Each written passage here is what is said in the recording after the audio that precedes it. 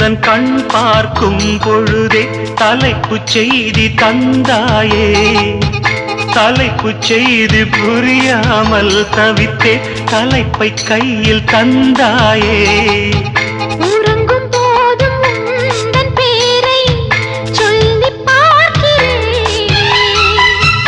உன்னை கண்டு பேசும் போதோ உச்சி வேர்க்கிறேன். இந்த சுந்தர வார்த்தைகள் தந்தது யாரடி உன்னை கேட்கிறேன். உன்னை தட்ட தென்றல் இன்று என்னை தட்ட சொன்னதொரு செய்தி. உள்ளுக்குள்ளே ஆசை வைத்து தள்ளி தள்ளி போவதென்ன நீதி.